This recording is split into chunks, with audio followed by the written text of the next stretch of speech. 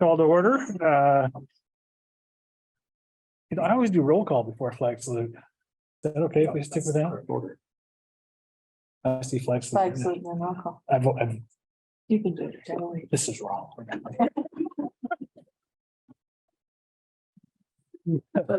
Sorry. Thomas, you joining online? You there? Can you hear us? Yes, he can. He's said he can. Okay. All right. Michael, Present. Neil, Present. Jennifer, Present. Grant's here. On order. I'm gonna quit reading. We'll do the flag salute. I pledge allegiance to the flag of the United States of America, which is one nation under God, indivisible, with liberty and justice for all. All right, that brings us to our first opportunity for public input for items that are on the agenda. Have nobody signed up? Anybody online? Already asked a couple of times. Okay. All right, we will move the consent agenda. Hopefully the folks have had a chance to look at minutes and we have vouchers, payroll, hiring, resignation. We have there was a big list of second reading for policy. We reviewed last time. Hopefully, if you had any questions, most of those were just, that's just professional updates and no significant changes. Are there any questions, anything on the consent agenda? If not, could I get a motion to approve the consent agenda? This is Neil, so moved. Thank you, Neil. Get a second? Second. Thank you, Michael. All in favor, say aye. Aye. Aye. Thomas, can Thomas give a thumbs up or can you hear He us? says I am Chad. Chad, all right. Thank you, Thomas. Aye. Okay, we will move on to reports and student representatives. Ashton's with us. Welcome back. Thank you. Nice to be here. Nice to see everyone again. All right. I heard we have a Mr. Smith's video ready. Is he? There he is. Yeah, and It's his debut. I'm the actor. He's the director. Team effort, right? Yeah. But the video is just a great representation of the great staff we have in our HS. And Mr. Smith worked very hard on that video. You guys have already seen it, but it's a lot of principals probably don't make a video for their students, and he did. So yeah. Okay. Can you turn lights off or? Popcorn.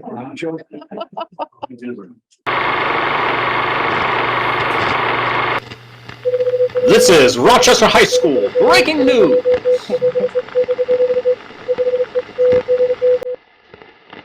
In 2021, the boys' restrooms had seen devastation like none before, until one man, the president, Ashton McLean, put forth a revolutionary bid to put mirrors in the boys' bathroom. The crowd goes wild.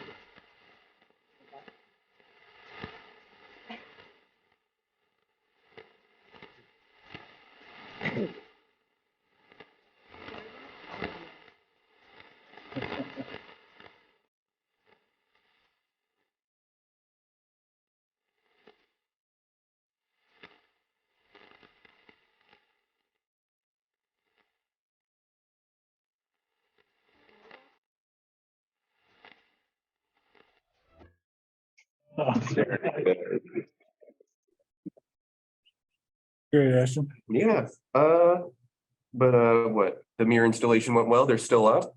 I saw him last night. Football game, yeah.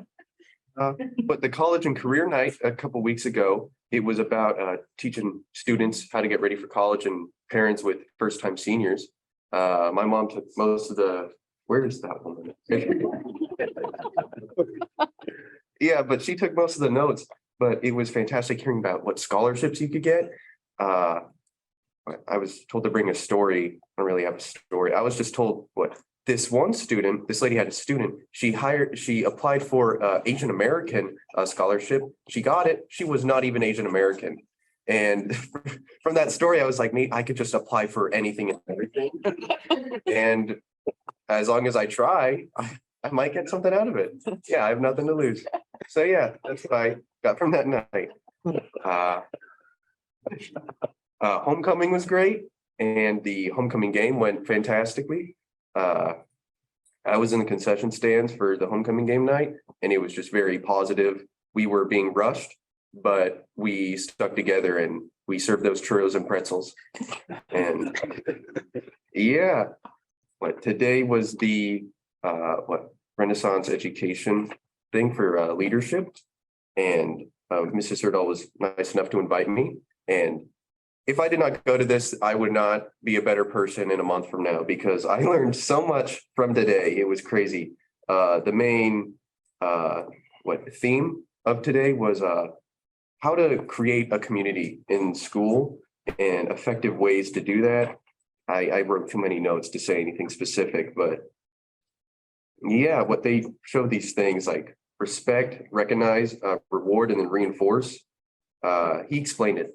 I already used fantastically, but today was just a great day, very educational. And I hope leadership continues to do this because it was very valuable. Yes. And that's all I brought. Yeah. Okay. Thank you, Ashton. Yeah, very Question good. for Ashton? Great job on the mirrors. What's next? Yeah, that was What are you the gonna pick month. That next? was like 1 month. Yeah, that's sort of my problem, trying to find out what people want next. Some of the things I asked other people, I don't think I should bring them up here yet because they could probably be solved in school. I talked to the ladies, they need their hygiene area resupplied, but I heard a student named Izzy, I'm not sure her full name. See us. Yes. Yeah. Yeah, she started a fundraiser to have people donate hygiene supplies, which is fantastic. And I want to try to start that up again.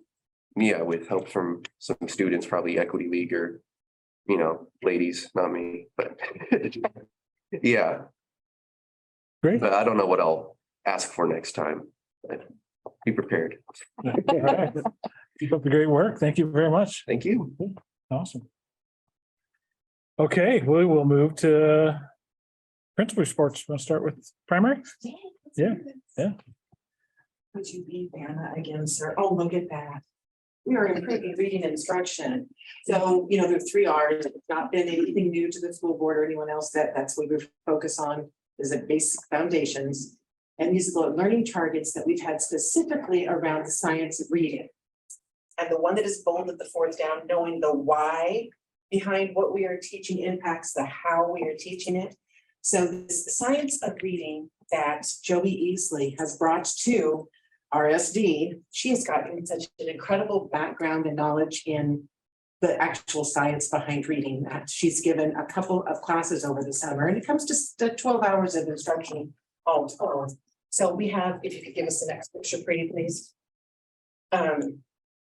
That's Joey and her family on the left. They are Rochester Warriors, in case you were wondering. That's her husband and her 3 boys. And that's Joey. That's actually a clip of a video on the right of her actually instructing just last night. So this summer, if you could advance pretty please. Jen Billings on the far right up above and Candace Robinson in the middle. And that's Diane Fast, our instructional coach. Candace and Jennifer came away from their 12 hours of training this summer. So excited, all over me on our first day getting back together. Oh my gosh, Amy, this has just impacted how much I understand. Both of these ladies have master's degrees in everything. They are special ed teachers. They are specialists with working with students with multiple languages. These are gals that know what they're doing and they were excited. We have to bring this to everybody. Okay, so we went through our Friday training days. And then our extra time responsibility instead of paid money outside of the school day and came up with our 12 hours. The portion that you see on the left with the reading comprehension in red, that is really about language comprehension, all the pieces that you can do orally. The parts down below in the blue are really about the phonics part of reading that we spend the vast majority of our time instructing on. Winding that all together, you actually end up with a skilled reader. The portions that are in red, we don't have a whole lot of kids that are able to read successfully by themselves just yet. But we can build all those language pieces through what we call our domains, where we're reading things aloud to the kids in the conversation we have with them. So that when they finally get enough fluidity with their sounding out the words, then they can start making the movies in their head and they get it. It literally clicks and you can see it happen. So that's what that beautiful red and blue thing together is, that the three ladies are holding. And that's a picture of the door, because Danny Kearns, our assistant principal, we're both going to these trainings because she's a reading literacy specialist. Back in the day, that's what one of my degrees is in, is reading specialty stuff. And the sorts of things that we're learning that have come out just since like 2017, totally shifting what we understand about how the brain works, and orthographic math and all kinds of cool stuff. So that's on my door as well, because we're all learning better instruction about reading. One more pretty, please. And I don't really care if you can read any of these individual pieces, but one of the exit activities that Joey has us do is, what is your takeaway from today? And when you start digging into these, and I know the people's handwriting because we write notes back and forth to each other, not like in school. Back in, anyway, but they're talking about things like wondering how to best apply this for my teaching, decoding comprehension with some love around it. And you've got the D plus LC equals RC, that is decoding plus language comprehension equals reading comprehension, and questions about how am I going to use this for my students. So it's not a sit and get it experience. Our teachers are this excited about it. And there was some conversation at some other meeting I was at with might have been at last week's IDLE training, when one of Grandmounds teachers asked a question. And it's like, yeah, you just need to come on over, just come across the parking lot. So this is what we're focusing on over this. It's about an 8-week period that we're spending this time on. And then we're taking a break and coming back together in February after we've had our benchmark reading results come back in, and then taking a look at what does this mean to us now. And then I was caught in the hallway by our TOSA, correction instructional coach, because Diane Fast and Joey easily share an office, and then magic happens. And she said, we're talking today. Do you think we could blah, blah, blah, blah, blah, before we meet in February? I'm like, yeah, we can make that happen. So an idea that grew out of a great idea for instruction has infiltrated and people are running with it. So I'm just so personally thrilled about the excitement of digging into deeper the science behind reading. Ta-da. That's great. Yeah. Question about what, I gotta get rid of it. I know, I just, He knows the procedure. goofy enough. So what, I guess for my question, do you see this like the kids are gonna learn to read faster, or the kids that are struggling are gonna be able to pick it up quicker? Yes, to both of those. Okay. Because part of the thing that not everybody who's been teaching reading, because you get your basics when you go to university, and then there's some things that they don't tell you. Some of this stuff really is genuinely new concepts since 2017. So even our newest instructors may not have had it, because the reading instructors at university don't have this information because they've been away from the classroom for too long. So it's going to help kids read faster, and our instruction will go more concisely. We're not going to spend time doing things that don't result in reading. There's some things that we do because we've always done them. But if they're not going to result in stronger reading, stronger ties, because there's a whole bunch of stuff that's happening, front of the brain, back of the brain, the whole thing, that we're just not going to do some things the way they used to do them, because they don't help kids read. The But it more was what we were efficient. told to do back in the day. All right, thank The you. answer is yes and yes. So I had a question. Are these concepts in this the situational stuff, the awareness here, is this being transferred into the middle school and being used in the high school for the learning loss that the kids have had over the last couple of years? So it's being, No, and in part, I don't know that they have this level of reading need at their schools. And Maggie, jump in, because a bazillion years ago, which is like 11, when I was teaching at the high school, and I taught high school students who were reading at the 3rd, 4th, and 5th grade levels. And these were not students with IEPs. These are kids that just somehow that's where they ended up. And this would not have helped them at that time. So I agree. Usually who run the trainings, she drive this training from a training she received called Letters. which is letters, is a completely researched 36-hour training that she participated in last year. She is now next month, November and December, embarking in an additional about 36 hours of training to become a certified letters trainer, which will enable her to provide training district-wide for this. Now, this is the ability, we have not even planned this yet, but the goal is to have this trainer in our district that would be able to provide literacy training and instruction to teachers K-12. Okay. So this might be useful specifically, like if we're talking about some of our students at the high school who have IEPs that are at this very foundational level. But it would also help with people having a better understanding of how reading works in the brain. And I like the way you say 36 hours, because it's not 36 hours, it's an hour, and then it takes her 2 to 3 hours to process and do the things to learn, and then another hour of learning, and another 2 to 3 hours to really come to understand it and work through the process. It's significant. It's a big training. She had to take 2 exams in order to be accepted into the training, the certification of the program, to become a certified trainer. So she just passed her last test at 100%. She passed hers. No, I don't know. I say congratulations, and I'm sure it'll be well worth all the efforts for our district wide. Because I remember seeing that chart a couple months ago where we have a significant group of people who are not, the children are not at the level they should be, and we really need to make that up. And I do want to be clear that the teachers have been teaching the heck out of what they need to teach. This is not a discrepancy or a deficit on their part. It's literally when you know better, you do better. Yeah, absolutely. It's not like this could really help those first and second graders who were impacted the last couple of years. Gotcha. Catch up. Yeah. Thank you. I was waiting for you. All right, Graham, now go ahead and jump to the next slide because that says nothing. So what I'm going to share a little bit about is communicating and reconnecting with families. And that's obviously been a really important thing for us. So yes, of course, we still make phone calls. We still do emails. We still send notes home. All those things still work. Out of COVID, we had teachers prior that used Remind, but we use Remind as a building, actually as a district now. And so, and then we also are now just this year. So we've been using Remind as a building since we had our shutdown. And then this year we've added this S'mores newsletter, which goes home twice a month. So Remind messaging, this is kind of what it looks like. And I don't know that you'll be able to read those, but it's just kind of a screenshot. When we send a message out through Remind, it basically works like a text message, but without teachers using their personal phones. So they all have this Remind account, but they can load it to their phone so they can send it through Remind like a text message and it comes back without sharing personal information.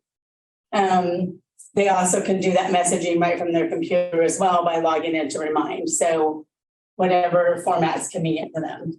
It is quick and easy for families because it sounds like a text. When they get that message, they can quickly respond and they can quickly ask a question and get a response from a teacher. And it's really quick for that two-way communication between teachers and families. There's no charge to families for it. And our attendance secretaries use it as well. So we do a lot of messaging through there. We of course use Skyward messaging and we have that email system, but this is just one more way to make sure we're reaching families in any way that we can. And the last note on that last one said our attendance secretary uses those, uses Remind. It's been super helpful to connect with those kids that are absent and they don't always respond to the robocall, but then we can just send a quick follow-up message. Hey, your kiddo was absent today. Can you let us know what's going on? Hope they're okay. And they're like, oh yeah, sorry, we had a doctor's appointment and so forth. So it really helps us understand, are those kids, is that an unexcused absence or, what's going on, and then connecting with families and supporting them. So the S'mores newsletter was something that Jennifer shared with us. And so we dug into that. So it's a newsletter that goes home, and these are a couple of screenshots. And in a moment, in the next slide, I'll show you exactly what it looks like for parents. So it's a newsletter that we send out. We do it every other Friday. And we can send out the link through Remind and it takes them right to the website. So it's a web-based newsletter.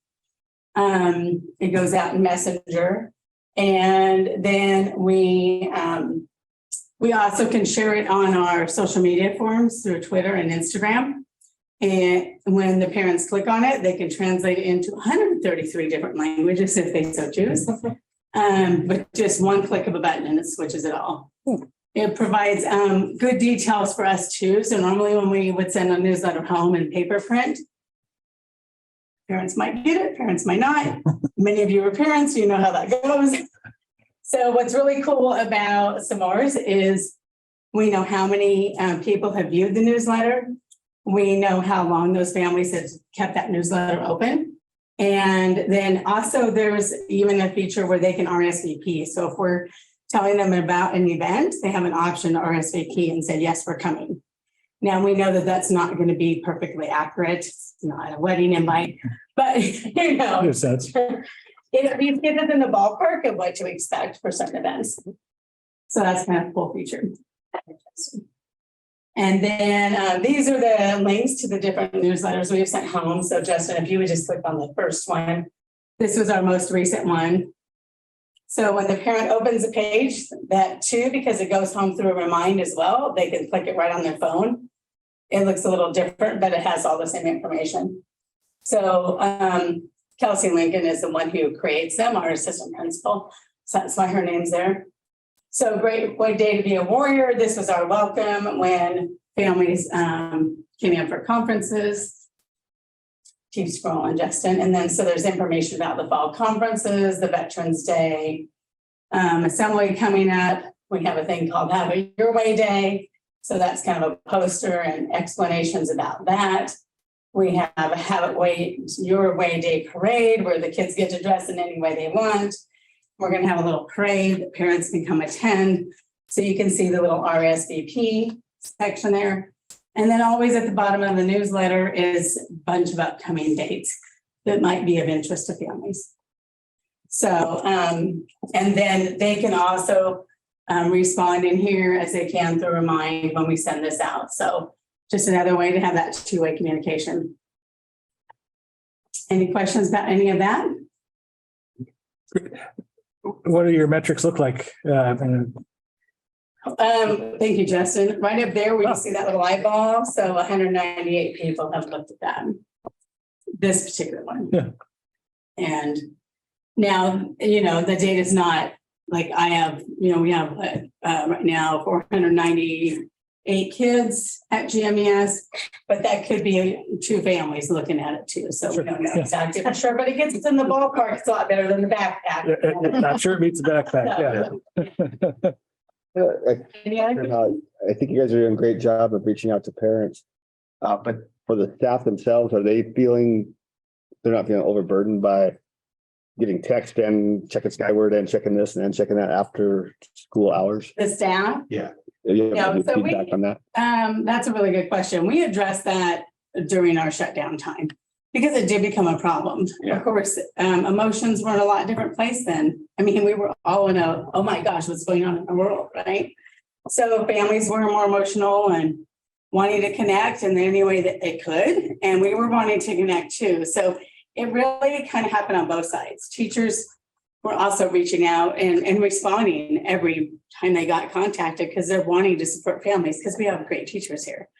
But then we had to try to find that balance of, you know, responding and being there for parents, but also making sure that everybody's taking care of their time. So yeah, I know parents are really respectful. Okay. We don't have that Good. concern right now. I think everybody was over communicating for a while, but no, at this point, I'm not hearing any concerns about that at all. And like the newsletter and the Remind message, it goes out from the building, that comes from the office. So if I send it out and parents have questions about the newsletter, those all come back to Back to me. you. Okay. Yes. All right. Or the secretary, but we have that same account, so. Thank you. Any other questions? All righty, that's what we're doing for communication. Thank you. Chester Middle School.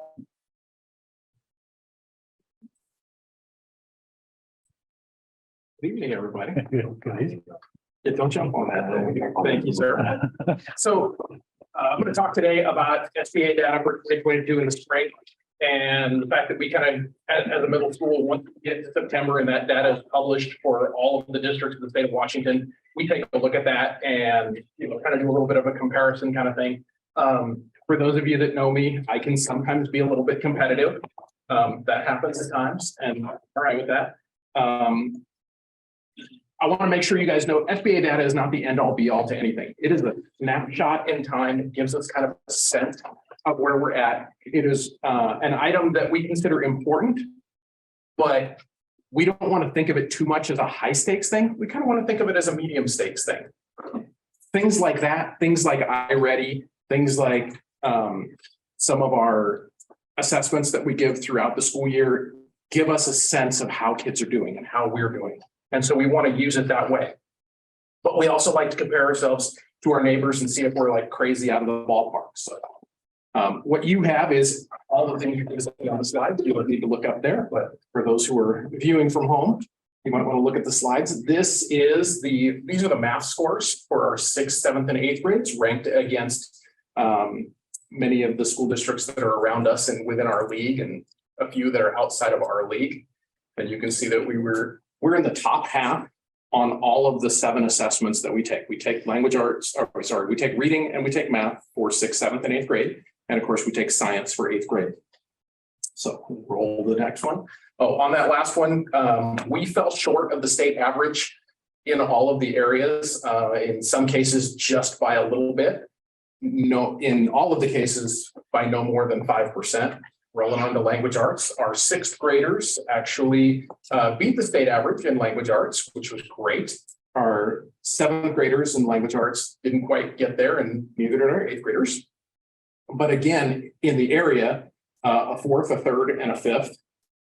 And then when you roll into the next one in science, you can see that in science, we just barely missed out again, beating the state average, and compared to our neighbors, we finished 4th. If you take a look at our record versus the area schools, we come in on the podium at 3rd. We did not beat Olympia in anything. We beat Tumwater in 3 out of 7.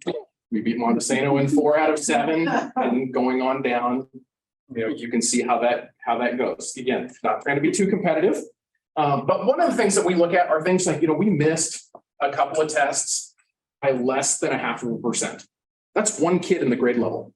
That's one kid in the entire grade level. And in the ones where we fell short of the state average by 3 or 4%, that was one kid per class that teacher teaches. So we have 7 sections of math, one kid at each of those sections. And when we have a conversation with staff about, hey, do you think there's some kids that maybe didn't give it their all? Do you think there's some kids, because we do use this data, it's not the end all be all, but we use this data. We use iReady benchmark data. So part of the conversation that we're having right now is, how do we motivate kids to do their very best so that we can figure out how to help them if they need help? We have some kids that struggle in reading. We have some kids that struggle in math, but we also have some kids that don't struggle nearly as much as it might look like sometimes. And so how do we motivate them? So we're actually spending a decent part of our year working on motivating kids to demonstrate to us their very best so that we can give them our very best to help them, and also to celebrate them or to challenge them if they're further ahead. Because it's not always about remediation. Some of our kids need some remediation. That's okay. We're going to help them. Some of our kids need more challenge. And we want to make sure that we're not seeing sandbag kind of situations, so we can challenge them and help them to grow and be the best that they can be. So those are some of the things that are happening, and some of the ways that we take a look at this. We're talking about test scores right now, but some of the things that we also really work hard on our kids are, the areas of belonging, the areas of attendance, their social emotional well-being, academic growth included in that. And you're going to see a lot more of that when it comes to our school improvement plan coming up not too long from now. So, questions for me? But this is great. Thank you. It's going to help stuff. I like the layout of how we are in our community. Those kinds of things. Yeah, kind of nice. Yeah, I know a few folks, and Take a picture showing it tonight, yeah.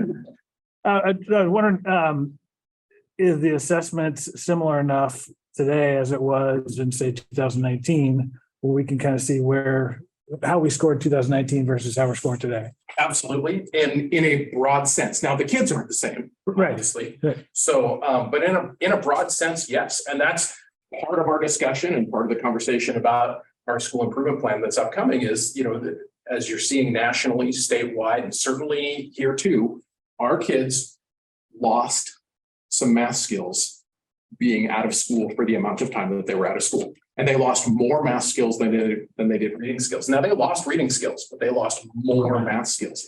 So we're going to be doing some work in the areas of math and reading, but math is a big one across the board. And we're going to be doing some things that I'll talk about hopefully next month that will, challenge kids, that will help kids, that will push kids. So.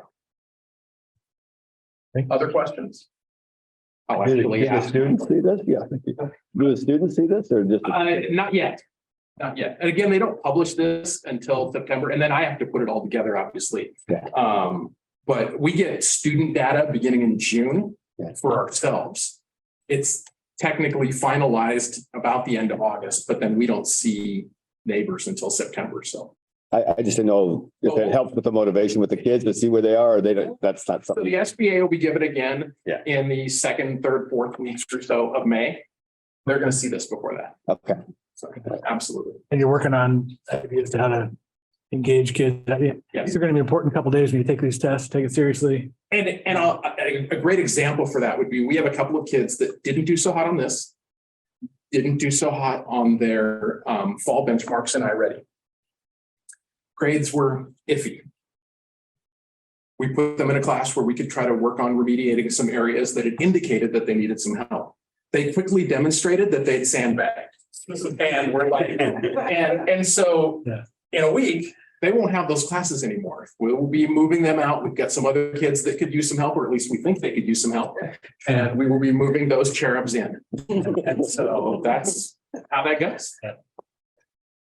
When will we be seeing the next iReady information? The next iReady benchmark will be the winter benchmark, and it'll happen in January. Okay. And then we'll have the next one in May or so, somewhere around there for the spring benchmark. And that'll be part of our SIP stuff too. And most of our teachers have chosen an iReady goal as part of their student growth goal work that they're doing around their evaluations. Thank you. Because everyone's a reading teacher. Everyone of them. Thanks, Will. Thanks. All right. Okay, thanks, everybody. So, get over here. Hear me? So last time I was able to present to you folks, was let you know on a student voice project, and the video that Ashton and I created together was just an example that we show kids to just show them like little changes mean a lot, right? So we use that video with our students. Go ahead there, Justin. But I wanted to give you just an update on where we're at and what the process we're using to solicit feedback from our students. So our goal that we have is 100% of students on campus provide feedback to staff on the following. So definitely our school climate and culture, start, stop, and keep activities. So in working with the Association of Washington Student Leaders, one of the suggestions they had was to having kids identify things that we're doing really well that we should keep on doing, things that we are doing that might be unintentionally hurting climate and culture, and things that we should start doing. That would contribute to climate and culture. In addition, we're also getting student feedback on sense of belonging, and then also their feeling about their ability to make change. So do they feel like they have agency to make change? So what are we doing with all this information? So this is another phrase that was coined by AWSL, bites, snacks, meals, and feasts, right? So kids ask for a wide variety of things. Some of them are really easy, like putting mirrors in the bathroom, and other ones are much more complicated. For example, some students are asking for open campus, right? Which is a much larger conversation we have to have. So really looking at like, what can we do now that really shows that we're listening and that these are simple things we can do, and then really starting to plan for some of these bigger things, but we need to get that feedback. a big portion of this is looking at our structured communication. How do kids access change agents, right? Whether that's their student leadership programs, their associated student body leaders, Ashton, their school principals, their teachers, like, do they feel comfortable or do they even know how to access structures of communication for increasing student engagement and involvement? So we have some very early findings. It's a very small sample population. I've only been able to reach 3 sections of kids. Today was my 4th, but I didn't include that because I didn't have time to get all the data in there. But I wanted to share with you kind of what we're learning so far. And I've only been able to talk to 2 sections of 9th graders and 1 section of 10th graders. So so far, 48% of our students categorize the school climate using positive terms. And when you open, the question is phrased, use one word that describes the climate and culture at the high school. And you get a variety of words. You don't know, so you have to type them into the old Google machine. And another one you know very well, right? 48% of kids that are using positive terms. So what we do is we use thematic coding. So positive terms, 30% of kids use neutral terms. So for example,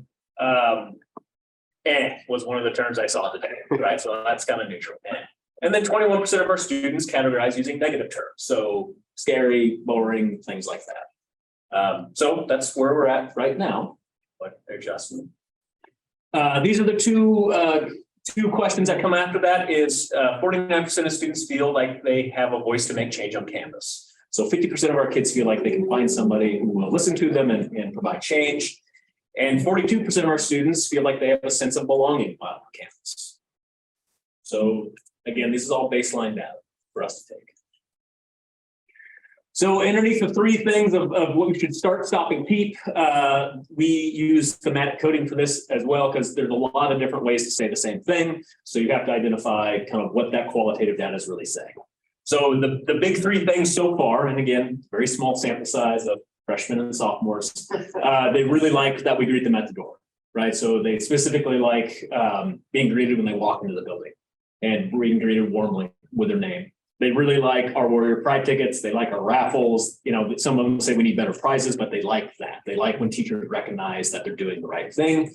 And they really enjoy the school spirit days and pride activities, right? So we should keep on doing those because that's good for our climate and culture. So some suggestions that students that we should stop doing. So they don't like paying for lunches. They really don't like teachers limiting their bathroom passes. And they don't like when staff are overly strict with me, right? And then some things that we should start doing.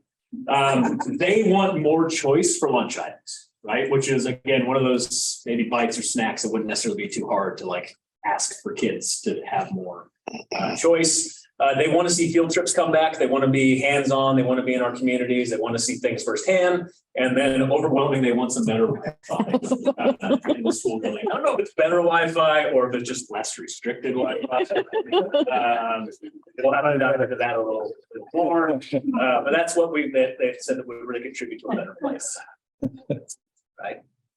So with this, what we're doing with this, right, is I'm going to be visiting every single class. And it's going to take me a while. It's going to take me right up until winter break. And then when we get back from winter break, I meet with our staff and I meet with leadership. Because as you can imagine, there's a lot of really important words in this document, in these documents, or in this student feedback. And it's important our staff see it, right? Because it's, again, that start, stop, keep. Working with our student leadership program, we start to identify like what's our system for increasing agency. And working with the ASB, what's our system for increasing agency. And then it's just meeting with each one of those classes and starting to get into like, what type of changes do you want to see? You know, for example, meeting with a freshman class and saying, freshman, you said, here are your top 3 things you want to see, you know, starting to do. Let's give you that agency. Let's talk about how to make this happen because this is what you said you want. And making sure we're following up with kids that they're being heard and that they're not just filling out a piece of paper for me to show a board and then not do anything with, right? Because that's important that we have follow through. So that's what we're doing. That's what we're at. And Ashton's a big champion of this work. And I really appreciate him just helping me spread the word. But, you know, I'm proud of our kids. They're telling us what they want. And now we need to do something. Any questions? I look forward to seeing as you hear back from more kids. Yeah, I'm excited as well. this is great. That Mhm. fall and winter. Yes, there's a play this fall, but I couldn't tell you the name. Who should I call and ask? You can call me tomorrow. Okay. Yeah. We're updating our visitors, winter visitors guide. Those events are usually included in it. Yeah. The question online from Thomas is it broke down by grade, so you'll be able to see who's saying like the school is scary? Yeah. So the way it works is the students have an option of putting their name. And when they provide me their name, we can do some really cool stuff with that, but it's at least broken down by grade level and each one of the responses. So it's just a running spreadsheet. For the students who provide me their name and also say they don't belong or they don't feel like they have agency to change, we can actually provide direct intervention to those kids and start hooking them up with staff or start sharing that information with staff. But it's not a required element, right? Because there's a sense of safety that needs to be inside of any type of survey that I don't want to be talked to. I just want to give you my feedback and walk away. But yeah, we do record as much information as they provide us. Mike, have you, this is awesome. Did you come up with this or have you talked to other districts that have done it this way and for multiple years to see kind of what happens? So we started with contacting the Association of Washington Student Leaders. So James Lehman is the executive director of that, and they are basically like a subsidiary organization to the Principals Association, and they have very similar like leadership standards that principals work with. And this wasn't necessarily anything, James is just like, hey, go talk to your kids. I'm like, wow, how do I do that? So this was just our system that we are using to talk to students. It provides me an opportunity to talk to every kid, which is really nice beyond the how you doing and how's your day going and tell them to go to class and things like that. And we're able to talk about the more serious things. So this is just our system. I don't know. I've never heard of folks doing this, but I'm happy that we are. It's wonderful. I had a question about the Wi-Fi, better Wi-Fi, less restrictive Wi-Fi. Yeah. So all the kids in the district, they can all have their cell phones with them at school? Yes. Okay, well, I could see where that on its own merit is going to jam up the system. Yes. And then we have restrictions for what's appropriate content. So that kids kind of got to get what they got. Yeah. We don't really have a lot of cell towers around here. We're kind of off the freeway. So they don't get the best reception on their own personal, And I think a big portion of it is just having that conversation. Even if we can't change it, you have a conversation, right? Same thing with our kids. Like your kid asks you for something, you're not going to give it to them, but at least you're going to have a conversation with them about why you can't have a tiger or a dog. Christmas is coming. Yeah, right. And I think when you come with reasonable reasons why, they'll listen, right? It's a conversation. And you say, we can't unblock the Wi-Fi because we have these, rules, these policies that are put in place, right? So I think it's just a matter of that open dialogue and transparency with kids, right? Trying to treat them like adults because they're on the precipice of being adults. So we need to treat them like we treat each other. I agree. Thank you very much. Thank you. Right. What I agreed for it would be. Yep. Athletics next. Kevin. So I went to the superintendent, so I thought I'd better read.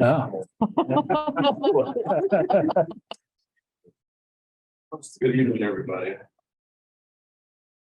So the athletic report, I wanted to give you some observations and a little bit of an update on the season. So last week we finished season 1 at the middle school, and it was a challenging week. We had that terrible smoke, and all of us are in this business to create opportunities for kids, and it's really for decisions to have to shut down activities, but safety first always. And so we had to conclude our season with middle school football on Wednesday because quality wasn't going to allow for it. So season 1 ended on Wednesday last week, and season 2 started on Thursday. So we're off into season 2 athletics. I will say this: co-ed cross country and girls soccer and football in season 1, we had 17 more participants in season 1 this year than we did last year. So season 2 consists of girls basketball, co-ed wrestling. This includes 6th graders, and currently we have 32 more athletes participating this year. So that's really, really positive. High school fall sports. You know, we had a season full of hardworking young people working together, trying to make a difference and compete. And although postseason has eluded us in some of those programs, we still have some hopefuls out there. In swimming, we've got three young women who will compete at sub-districts tomorrow up at River Ridge and Lacey and sub-districts, but also those 3 women have also have automatic qualifying times for district already. So they're trying to post some automatic state qualifying times tomorrow, but they're already into district. And then we have 2 runners. Well, we have a team going down to districts in Woodland at Lewis River Golf Course to run tomorrow cross country. There's a couple hopefuls there too to earn a state berth. So, and there are more than 30 student athletes participating this fall than there were last year at this time at the high school level. Winter sports. Winter sports are just around the corner. Bowling, girls basketball, boys basketball, and wrestling, both boys and girls. So bowling's kind of funky in the sense that it starts on Halloween. It starts 2 weeks before the other season started, which started November 14th. So currently, we have 10 girls in bowling, girls basketball, 18, boys basketball, 39 wrestling, boys up to 19, girls 6. So currently there are 20 more 7 athletes signed up to participate in winter sports than there were this time last year. And although it may come as a big surprise, some of these kids may wait till that 13 to get into final forms and make that happen. I wanted to finish up with some real positive information regarding academics. So each season, there's an opportunity for you to collect the grade point averages by team for your varsity athletes in those sports. And there's 2 different levels to be acknowledged at the state level for academic excellence. And from a 3.0 to 3.49, you qualify for the outstanding team award, and 3.5 to 4 points, you qualify for the distinguished team award. So what we're really, really proud of is that each of our sports this fall did qualify for one of those. So the 4 sports that qualify for the outstanding team award are cheer with an overall average GPA of 3.421, cross country with an average of 3.422, golf 3.358, football 3.084. So those are the outstanding. And the other 3, the distinguished, would be swimming with a 3.862, volleyball with 3.768, and soccer with 3.601. So those are really solid, and we're really proud of that fact. Awesome, that's really great. So that's what I am today. Yeah. Question. Who's going to tell us about how good our band did over at Tenino? Well, I don't have that information. Oh. If history serves us right, I'm going to say they probably did pretty well. I know Kelsey Cosin in that program. They did really good. I saw. This week's news. Good. They won the Krispy Kreme donut eating challenge. That was one of the 4. Yeah. On the Sconch Award, which is most best spirit. And they had outstanding, I think they had the Drumline. Drumline. And there was one more. There was That doesn't. 4 with the Krispy Kreme thing, but I know I saw something on Facebook the other day about that. I heard that they took 3 of the different things in the competition. So it's really glad to hear that. Very It's cool. important to get the band. Drumline was rated outstanding. They had ratings and they had awards. So It was Golden Snare or something like that, I believe. I saw something like Sorry, I don't have my phone with Remember that me. last, Yeah. yeah, the list of awards and ratings I got, this Sconch Award, which is for best spirit. Oh, yeah. Yeah, it's a live. For sure. Yeah. Any questions for me? Basketball numbers seem very high this year. Is that, did I hear you say that right? 39, is that what you said? 39 right now are signed up, and you know how those fluctuate. Some get in a varsity, in a high school program, and boy, this is work, and sometimes it's not for them, and then sometimes it ebbs and flows. Sometimes you have the late signers, and we recruit as hard as we can to get kids engaged, and but yeah, that's a pretty solid number. Yeah. Is that middle school 39 or That was high school. Isn't or is that boys and girls combined? That's Just the boys, okay, That's huge. sorry, all right, yeah. it? I think it's a lot. It's a lot. There's a lot, that's it. It's a little better than last year. C-team Ds. Yeah. That's where you want to be. Yeah, Yeah. yeah, Wonderful, Good. wonderful engagement. that's good for new coach too, and Yeah. come in and take good turnout, yeah. All right, thank you. Thank you. All right. Business reports. From lunch. Okay, so there actually are financial reports this month, and I think I'm on the PowerPoint. But there are financial reports this month, because the 21-22 school year doesn't actually finalize until this week. So they would be estimates and fictitious numbers. So we'll wait till next time and give you some real numbers. So the current school year is the red line on the far left. So you'll see we made a big step in the right direction from September to October. That represents just over 47 FTE, and 12 of our 13 grade levels actually increased. So we are moving in the right direction. Wow. And the other report that you have for your review is just a standard one, and feel free to ask any questions that you have.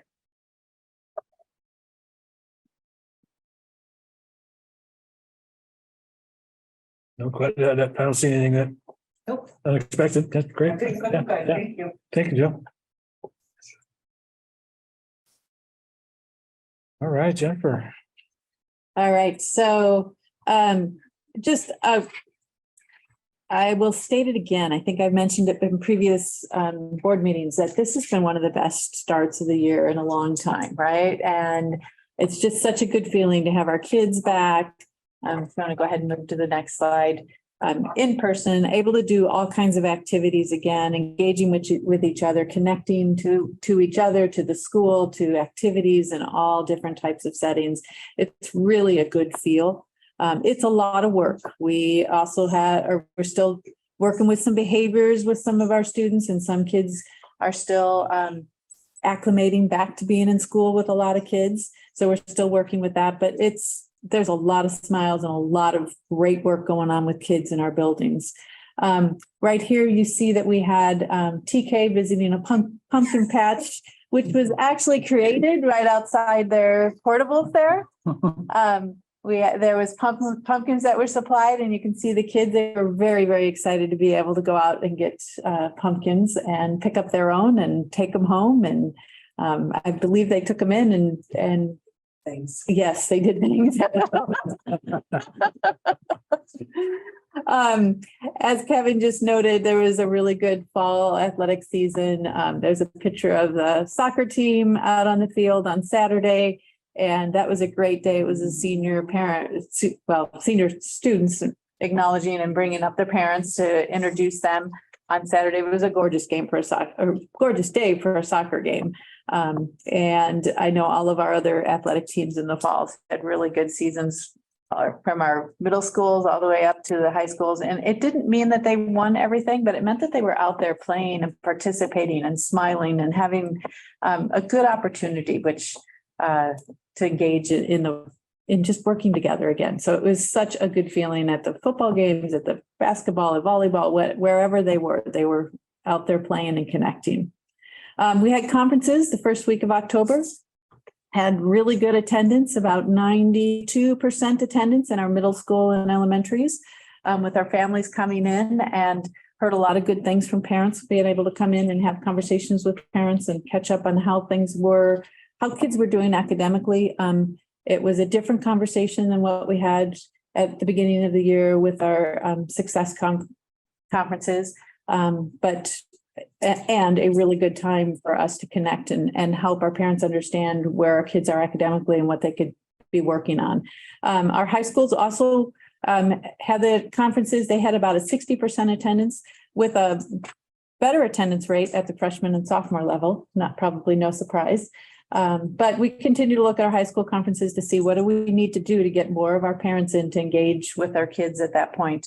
But it is at a different level there. And so we want to continue to work with our parents and making sure that they're connecting with their kids' academics, but it does look different. Like we had the college night, and there was a really good attendance at that event, very, very good attendance. So sometimes it looks different for our different grade bands. The other thing I want to note is that our kids have just taken the DESA assessment, and that's our social emotional learning or social emotional assessment to basically, it's a strengths-based assessment that allows us to see where the kids have some strengths. And that's the way we approach the work there. We're going to look at all of the different DESA competencies that are listed up there and identify where their strengths are, and then where we might want to start to work with our kids and start to build their strengths in the different areas. Maybe it's relationship building skills at the primary school and having them learn how to work with other students and connect with the peers in their classrooms. Or maybe it's a self-management and helping the kids start to become a little better organized and understand how to advocate for themselves and things like that. So we'll be working, once we get the data in, to look at how we're going to work on that. Social emotional learning is one of our real focuses this year.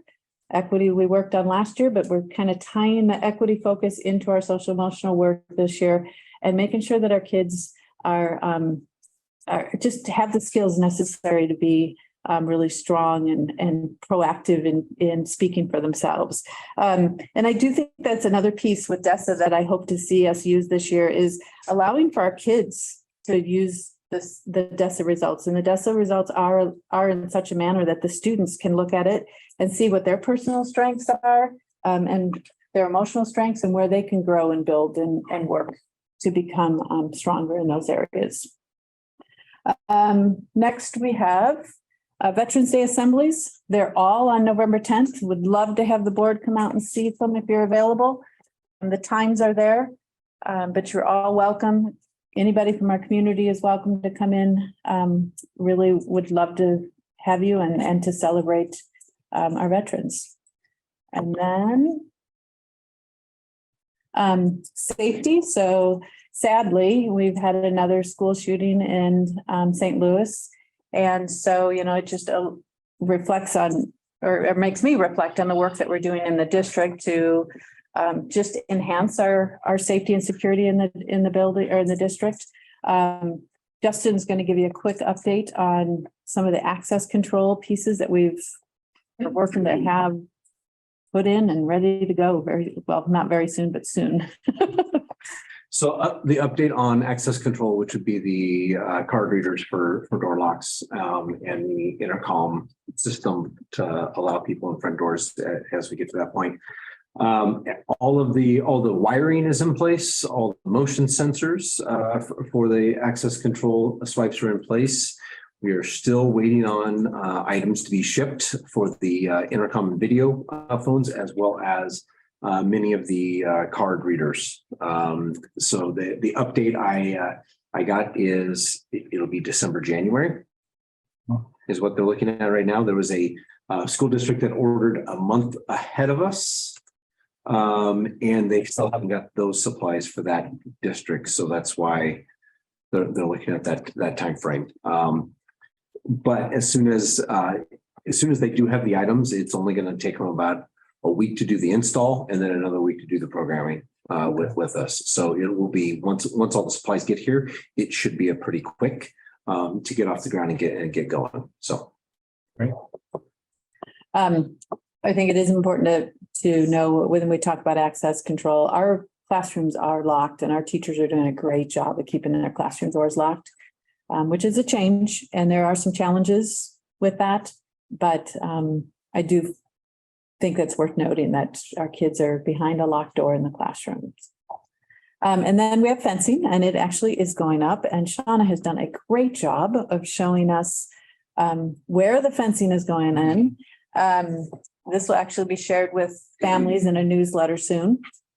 But the orange line there is, that's our existing fence. The blue line is the new fence that's going in. And then the red are where there's going to be gate access. This is the high school and the primary and Grand Mound schools, if you haven't placed it yet. The gate up there in between the primary and Grand Mound, that's already in and it's in place, and there's a lock on that. I believe the fence over on the, yeah, that fence is all in, right? All completed now. And I think the gate over on the other side is almost complete. Grand Mound side, yeah, Yeah. it's done. Okay, it's done. All right. Yeah. And when I checked, I don't think the gate down in front of the maintenance center is in yet. So, nor is the one in the down to access the back of the high school yet. But they are working, they're getting things in. It's a work in progress, and things are happening. So it's important that we start to inform our community. This really isn't about keeping people or limiting access to our property, but it is about making sure that we have control of where people are coming into our property and when they're coming in. So that's the high school campus. Any questions about high school and primary and Grand Mound? Any feedback from the community yet? Not yet. Haven't heard anything. Shauna, am I missing? No, we will be releasing this to the community in November. So, and kind of trying to explain more and give them visuals of what and the why, the why behind the changes. And so we're hopeful for a warm reception. The next slide shows us the middle school. And there again, remembering that the blue is the new fencing and the reds are where gates are going in. And work has not started in that area yet. But it will be soon. Okay. And then my last announcement is just to recognize all our principals. We have principals and assistant principals are all principals. And we have some of the most hardworking, committed leaders that I know. They are committed to our kids. They're committed to making sure our kids are learning and growing and having a good experience in school. They work with an equity lens to assure all of our students work and learn, which is really, really important. And, you know, they really have a deep caring and concern for their students, their staff, the community well-being.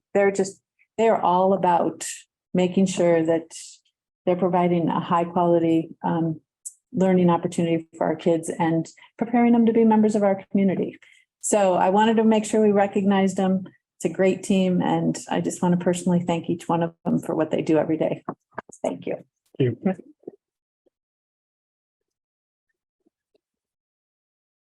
And that's all I have for you. Questions for Jennifer?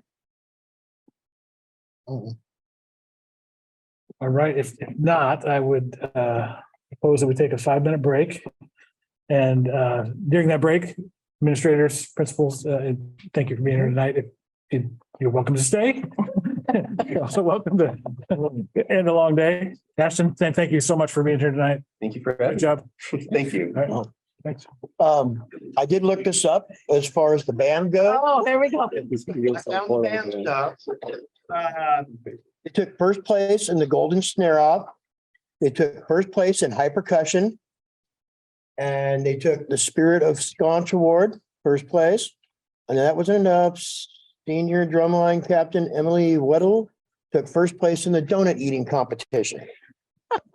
Congratulations to Ms. Cozen and the RHS band. Yeah, work hard. nice. We're gonna have to get them in here. Yes. Yeah, we'll come back at 7:40. Thank you.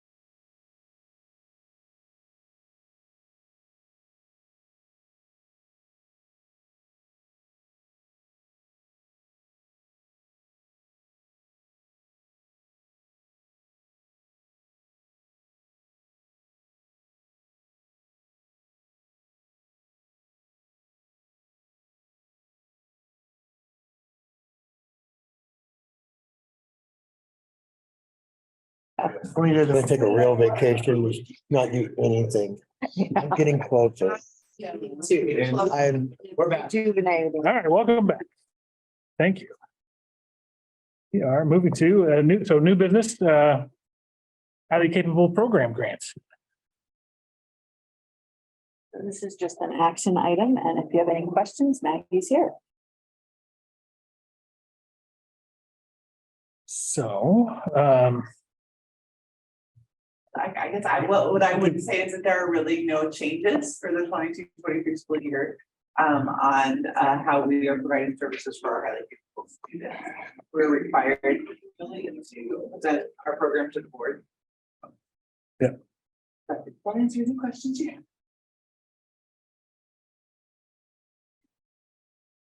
Remind us of the grades that the highly capable, is it? We serve K through 12. We do not have any kindergartners yet. And so we do that on a referral basis, but anybody can be referred to a highly capable team for screening and assessment. And it can be, referred by a teacher, by a student, by a parent, by a community member. And the services that we provide are obviously in-class supports, in-class differentiation. We do some cluster grouping of our highly capable students, trying to keep them in a group of 3 or 4 within different classrooms. In the K-5 grades, we have a highly capable teacher, Alicia Hagelberg, who is here with us 2 days a week. And so she does pull out of just for an hour a week of our K-5 high cap students.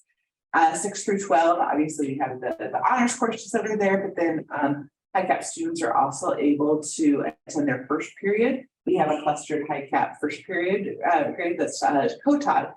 Megan Baker, Mrs. Baker is the teacher for most of the days, but then one of the days that Alicia is in the district, she also co-teaches with her there. At the high school level, by that time, a lot of our kiddos are tending to go in either Running Start, Newmarket, but then there are some that do college in the high school and the honors track. So that takes care of a lot of the academic pieces. However, Alicia does consult with them on a quarterly basis, individuals on a quarterly basis, just to talk about goals, potential scholarships, kind of, anything that they can do to help. She can do to help support their postgraduate goals. So that's what we do, and we do screen all. I was going to say we're a referral-based system to get students into program, but we do a universal screener at 2nd grade, which means we screen all of our 2nd grade students.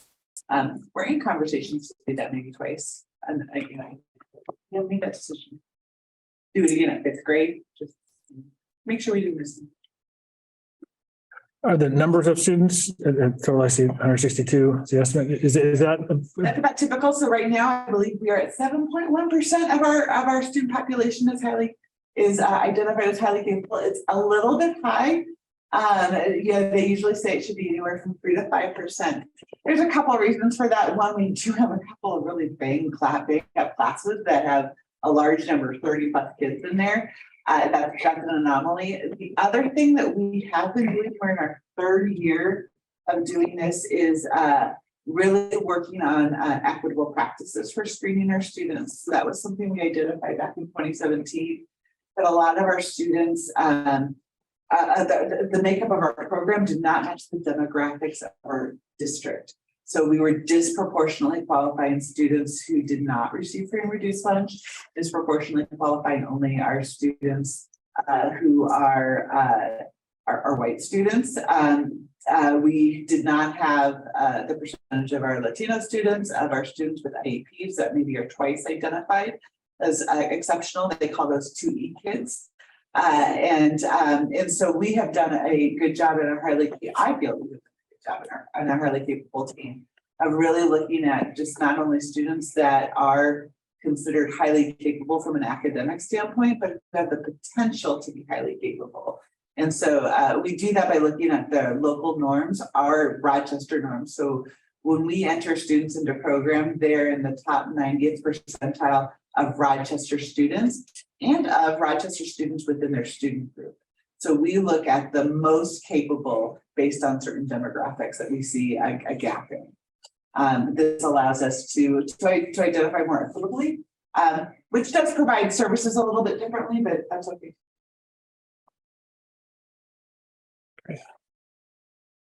Other questions? If not, I would make a motion to approve the highly capable program plan for 22-23 school year. Can I get a second? I'll second that. Thank you, Neil. All in favor, say aye. Aye. Any opposed? Thomas says aye. Thomas says aye. All right. Unanimous. Thank you. All right, next we have a donation, a significant donation from Larry Mills Estate for a scholarship fund. I know there's some research going on to understand the connection. We're very grateful for this donation, but I think not sure. Should we have? Do we have more information? Right. No, we don't at this point. Oh, we do? I happened to run into Lowell the guys last week. Oh, all right. And mentioned this. Lowell said the Mills family at one point in time owned a very large stretch here of downtown Rochester. And they were a very prominent family, I believe in the 50s, 60s, 70s in Rochester. So that's as far as I knew if I ran into Lowell that You would give us I'm like, something. I met up with the right guy and got some information. And he said they were just great, a great family and great people in the community. So Did this just come in the mail? Yeah, basically about, last spring, right? Because Kim initially first worked on it, right? We started getting information in late 2020, Oh, Really? but they had to sell all the assets and stuff before they knew a dollar amount to distribute. And so probate has taken this long. Oh, okay. And at the early onset, they didn't mention any dollar amount. We didn't know if we were gonna get $15 or $179,000. Yeah. I think this is 8% of the estate. Awesome. That's really amazing. It Yeah, is. pretty good. The other piece of the letter we have is from the attorneys, I was reading all this. trying to, who can we send to thank you? Probably the person that has hired this law company, who's actually the executor of the will, don't you think? I could prepare it for you for your next meeting. That'd be great. Is this kind of a scholarship that sort of grows? Like, do we give it out? This is the total amount to go out, or is it? We get to make up our own rules. So if we accept it ourselves, we would have to have a trust committee to determine how many we want to do. And he's asked that it be named in the Nora Mashford Mills Scholarship. So we are hoping to find a little bit more about what her interests were, so we can maybe honor a student that mirrors what she was into and enjoyed in life.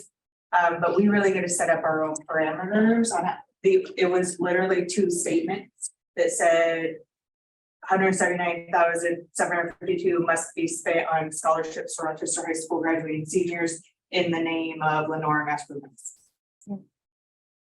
Very cool. Is that how it was presented to us? Yes. Well, it was presented to, you had to read about 102 pages into the. I read 3 pages and I'm like, what, how much did you get? And I'm like, I'll go back to the public content. And I'm like, oh, 170. I'm like, well, dang, okay.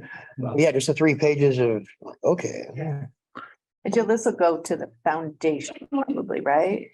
So we have a question in with the paralegal asking if we had a written agreement in place, if we could then pass these funds on to the Rochester Scholarship Association, because they already have the bylaws and means in place to establish this. It would still remain in the name of Lenora Mashford Mills. But that we want to make sure that that's okay in accordance with this giving, that we could then pass it on with a written agreement to be maintained and managed by the Rochester Scholarship Association. Okay. So for tonight, we're a motion to accept it. Yes. We still have the responsibility to how it'll be managed and Yes. Wonderful. other questions? Somebody want to make an motion to accept the interim distribution of trust funds? So moved. I'll second. One second. All in favor, say aye. Aye. aye. Tom says aye. All right. It's an amazing gift. Pretty humbling. Gonna help a lot of kids Wow. for a long time. Right, next, we have another donation from Cindy and John Johnson. The amount of $2,000 donated to the RHS basketball team donated for boys basketball uniforms. So that's a great gift. Yes. We'll send a thank you card to them as well. Definitely. Could be a motion to accept that donation. This is Neil, so moved. Thank you, Neil. A second. A second. Thank you. All in favor, say aye. Aye. Aye. Almost says. Says aye. I think this is, just a quick question. I think it's the second time we've had a donation for like uniforms and things. Is that, are we needing donations for uniforms? That means Why people do that is we buy a set of uniforms, but then they want an all black set and then they want an all blue set. To have theme nights. It's right now. Oh, okay. We buy away at home, but then they want like football and not all blackout, so they have had to do black uniforms for one of their games and all. Okay, so that's a passion of theirs, so, okay. So is that something the students get to keep after the season's over? That has to stay with the district. Inventory and will be. Yeah, like you, Got like a different one for every team. yes. Yeah, the ugly That's uniforms. Uncle Phil there. Yeah. What a That's really nice. great donation. Okay, that brings us to our second opportunity for public input. Don't think we have anybody signed in here. Anybody online? Not here, not yet. Can we give it 30 seconds? All right. Yes. 30 seconds. If you're online, please send a message in chat with your name and email address. So we can make sure we follow up any questions or comments afterwards. And we'll call any in that order.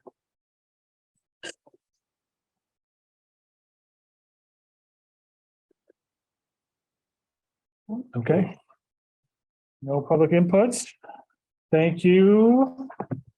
Everybody attending? Good meeting. Meeting is adjourned.